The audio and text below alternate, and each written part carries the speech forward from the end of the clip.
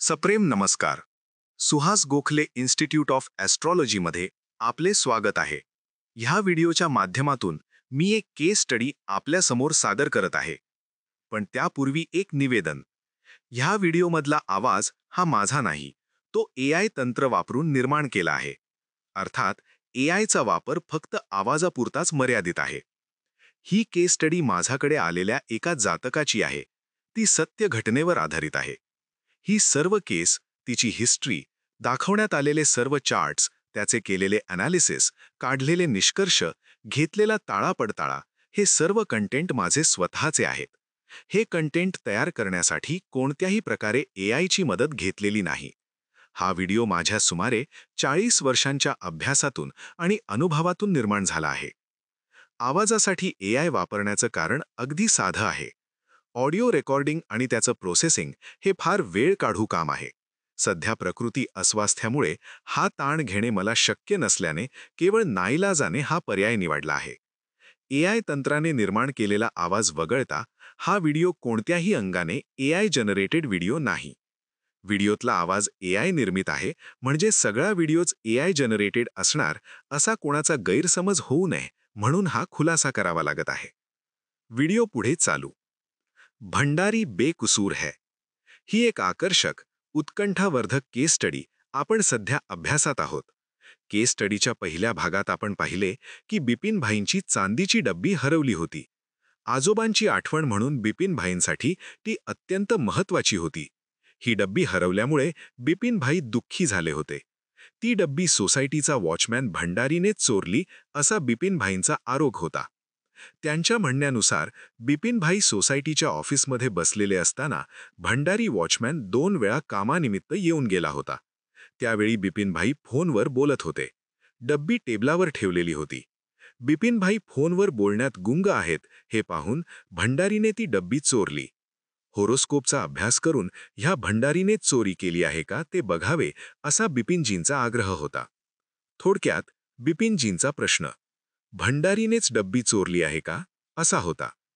अशा प्रकारच्या प्रश्नांसाठी पारंपरिक आणि नक्षत्र पद्धतीपेक्षा वेस्टर्न होरारी पद्धतीचा मला जास्त चांगला अनुभव आला आहे.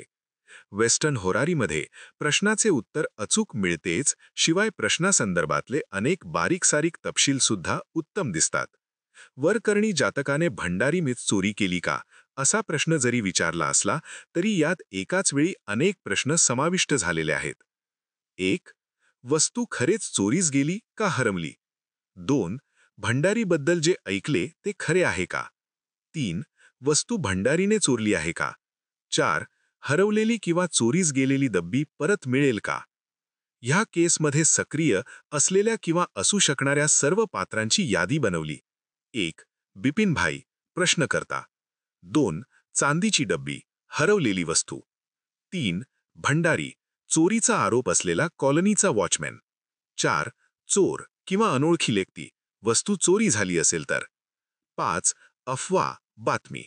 रामशरण दूधवाला भंडारीबद्दल जे काही सांगत आहेत ते. या पूर्वतयारीनंतर आपण आता ह्या पत्रिकेचे ॲनालिसिस करून बिपिनजींच्या प्रश्नाचे उत्तर हुडकू आजच्या भागात. भंडारी बेकसूर है, भाग 2. या केस स्टडीमध्ये सहभागी असलेल्या ॲक्टर्सची यादी आपण तयार केली आहे. आता आपल्याला पत्रिकेला कोणता ग्रह कोणत्या ॲक्टरचे प्रतिनिधित्व करतो आहे हे निश्चित करायचे आहे. बिपिनभाई, प्रश्नकर्ता लग्नभावावरून बघतात. मेष लग्न आहे म्हणजे मंगळ प्रश्नकर्त्याचे म्हणजेच बिपिनभाईंचे प्रतिनिधित्व करणार. चंद्र एरवी प्रश्नकर्त्याचे प्रतिनिधित्व करतो, पण हरवलेले सापडले विषयक प्रश्न असल्यास चंद्र प्रश्नकर्त्याऐवजी हरवलेल्या वस्तूचे प्रतिनिधित्व करतो. म्हणून इथे जातकाचा प्रतिनिधी म्हणून चंद्राचा विचार करायला नको. हरवलेली वस्तू, वैयक्तिक मालकीची जंगम मालमत्ता, मौल्यवान वस्तू द्वितीय स्थानावरून पाहतात. द्वितीयेश आणि द्वितीय स्थानातले ग्रह हरवलेल्या वस्तूचे प्रतिनिधित्व करणार. द्वितीय स्थानावर वृषभ रास आहे. द्वितीयेश शुक्र हरवलेल्या वस्तूचे प्रतिनिधित्व करेल. द्वितीय स्थानात कोणताही ग्रह नाही म्हणजे द्वितीयेश शुक्र आणि हरवलेल्या वस्तूचा निसर्गदत्त प्रतिनिधी म्हणून चंद्र हरवलेल्या वस्तूचे प्रतिनिधित्व करणार. भंडारी, भंडारी हा हाऊसिंग सोसायटीचा पगारी नोकर. तशा अर्थाने तो प्रश्नकर्त्याचा अगदी वैयक्तिक नोकर नसला तरी दोघांच्यातले संबंध मित्र, परिचित, शेजारी, नातेवाईक किंवा अगदी एखादा तिऱ्हाईत असे नव्हते, तर ते काहीसे मालक नोकर अशाच स्वरूपाचे आहेत. किंबहुना बिपिनभाई तरी तसे मानत होते. त्या अर्थाने भंडारी हा प्रश्नकर्त्याचा नोकर असे समजून षष्ठम स्थानावरून पाहिला पाहिजे. षष्ठम स्थानावर कन्या रास आहे, म्हणजे षष्ठमेश बुध भंडारीचे प्रतिनिधित्व करेल. षष्ठम स्थानात गुरु पण आहे, तोही भंडारीचे प्रतिनिधित्व करणार. चोर किंवा परकी व्यक्ती. चोर किंवा परकी व्यक्ती सप्तम भावावरून बघतात. सप्तमेशाबरोबरच सप्तमातले ग्रह पण चोर किंवा परकी व्यक्ती यांचे प्रतिनिधित्व करतात. सप्तम भावावर तूळ रास आहे. सप्तमेश शुक्र आणि सप्तमातले चंद्र आणि मंगळ हे तिघेही चोर किंवा परकी व्यक्ती याचे प्रतिनिधित्व करणार. आता आली का पंचायत, कारण शुक्र हरवलेल्या वस्तूचे आणि मंगळ जातकाचे प्रतिनिधित्व करत आहेत. चंद्र हरवलेल्या वस्तूचे प्रतिनिधित्व करतो. अशा तऱ्हेने हे तिन्ही ग्रह आधीच दुसऱ्या कोणाचे प्रतिनिधित्व करत असल्याने ते विवादग्रस्त म्हणजेच डिस्प्युटेड प्लॅनेट्स झाले. अशा परिस्थितीत आपल्याकडे एकच मार्ग आहे, तो म्हणजे ज्या ग्रहाकडे दुय्यम दर्जाचे प्रतिनिधित्व आहे ते काढून घ्यायचे. शुक्र हरवलेल्या वस्तूचे प्रतिनिधित्व करत आहे. शुक्राचे कारकत्व हरवलेल्या वस्तूसाठी, चांदीची डब्बीसाठी अत्यंत समर्पक आहे. मंगळाच्या बाबतीतही असेच म्हणता येईल. मंगळ हा अधिकारी, वरिष्ठ म्हणून बिपिनभाईंचे प्रतिनिधित्व अधिक समर्पकपणे करेल. एकटा चंद्र हरवलेल्या वस्तूचा निसर्गदत्त प्रतिनिधी म्हणून दुय्यम दर्जाचा प्रतिनिधी आहे.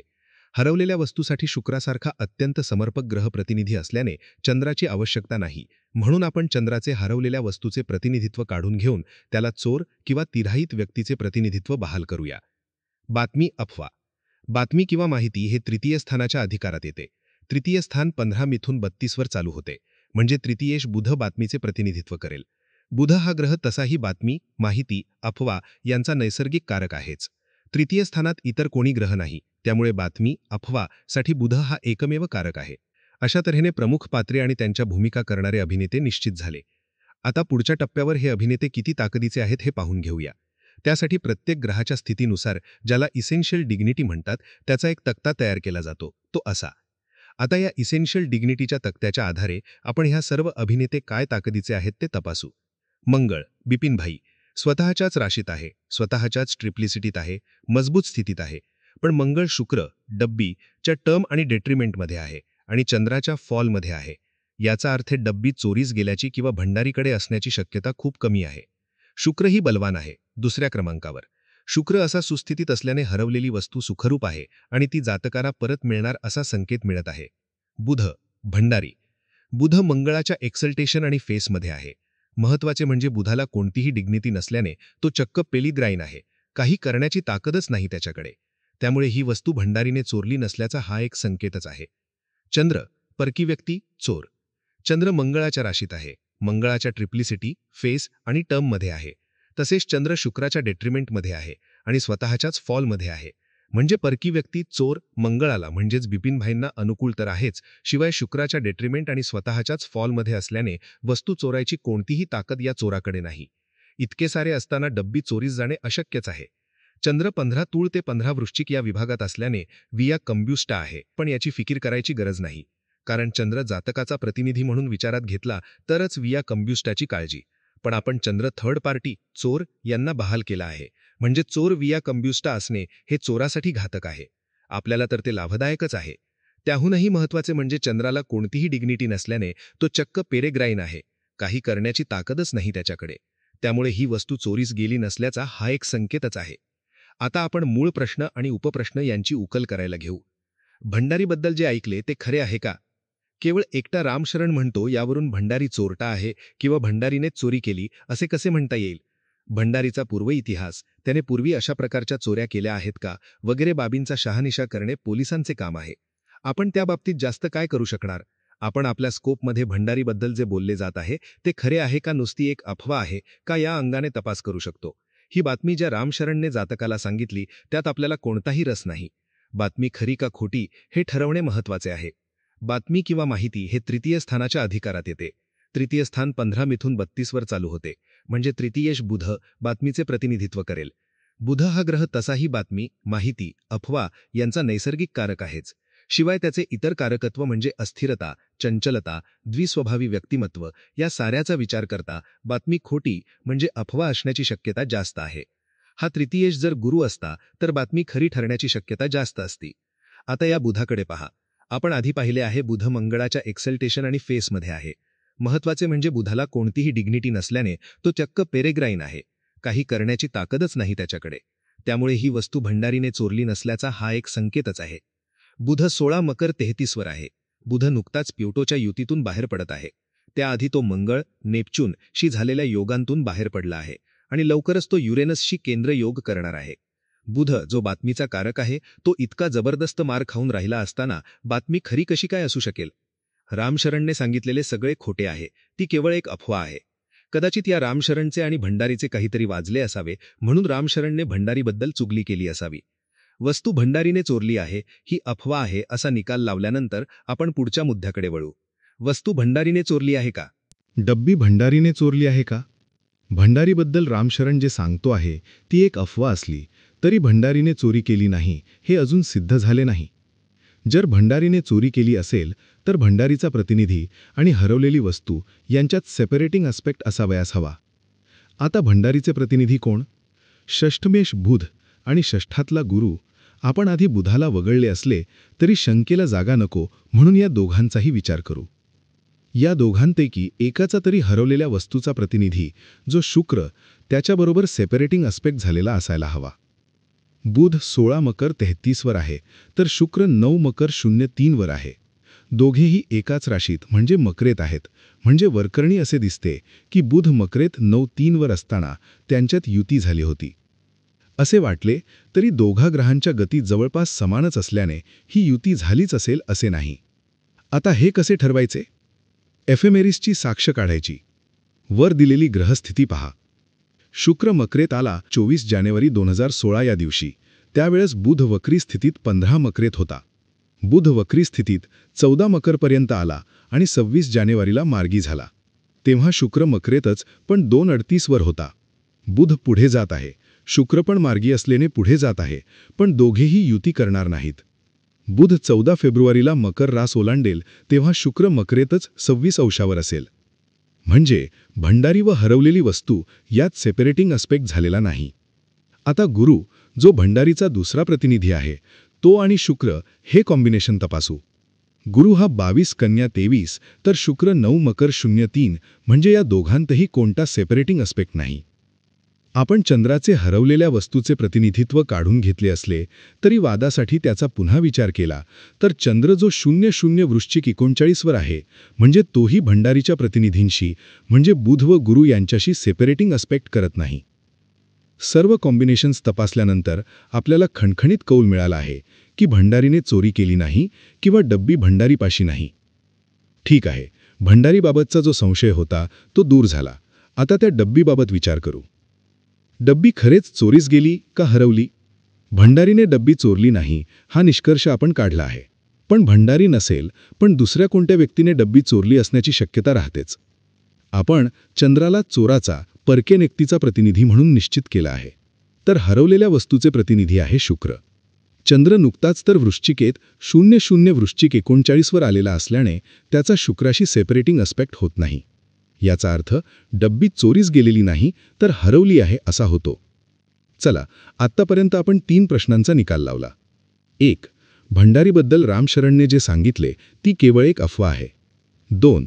भंडारीने डब्बी चोरलेली नाही, डब्बी भंडारीकडे नाही. 3. डब्बी चोरीस गेली नाही तर ती हरवली आहे. आता शेवटचा मोलाचा प्रश्न.